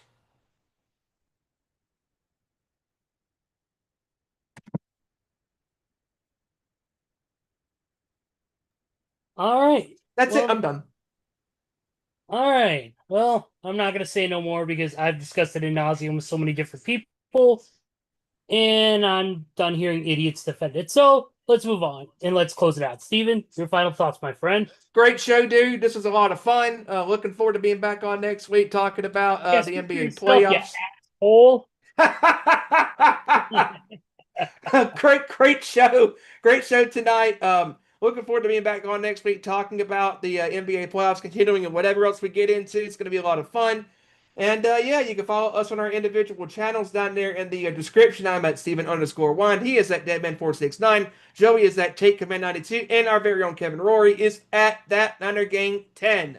And also, you can follow Hijacker Mike at Mr. Mac on Twitter as well. And of course, Smoke in the Bay for the other cigar YouTube channel that he does as well. And also, his Twitter handle for that is at the same thing as well, Smoke in the Bay. Also, you can follow us on Twitter or X at Owen_Sports Show, Facebook.com/Nation Sports Show, where we are live on most Tuesday nights, YouTube.com/Nation Sports Show. Also, don't forget to follow the Nation's Corner on Twitter at Nation's Corner. Everywhere else on the YouTube, the Instagram, and the Facebook pages are all simply at the Nation's Corner. Great show with you tonight.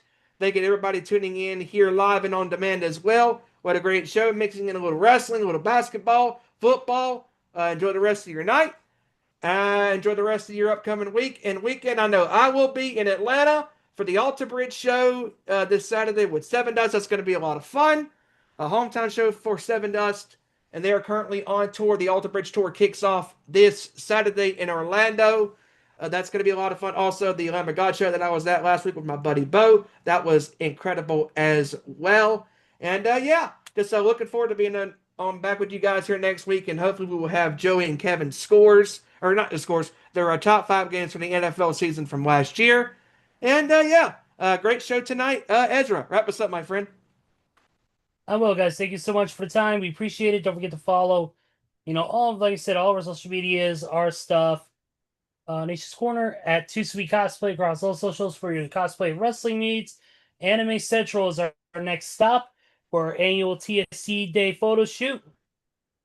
It'll be May 19th at 1 p.m. Central Time, 2 p.m. Eastern at the Donald E. Stevens Convention Center in the Hyatt Regency Chicago O'Hare off of River Road in Burnmar. C2E C2E2 AnimeCentral.com to get passes for the weekend, and 1-day passes.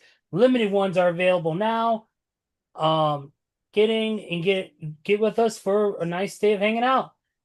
And we're working on things Fan Expo and everything else in between. So stay tuned to our social media, and we will update you on our next appearances. As of right now, the only contests I have coming up, real quick plugs, are Roxfest on June 19th, Daughtry, Skillet, Hinder are going to be the main ones that are doing it. There's going to be some second stage stuff going on. VIP tickets are all sold out. General admission tickets are the only things available. Roxfest.com, ROXXFest.com. And then also 3 Years Hollow is on tour. If you haven't seen them, please check them out. They're going to be out there with Trackside and another band. They're all going to be out there. They're going to be doing several shows. I'll be at the show in my hometown of Portage, 5 minutes from my house, Shenanigans Pub, off of US 20 in Portage, Indiana. Go to 3yearshollow.com for tickets and tour dates. So with that being said, for Kevin Rory, Joey Thornton, Big Stevie Wyand, Hijacker Mike, and everybody in Sports Nation, I am Ezra Vickery. We'll see you right here next week with another great edition of our Nation Sports Show. Take care, everybody. Have a great week. We will see you on next Tuesday, same time. Turn me up. Turn me up. Turn me up. Turn me up.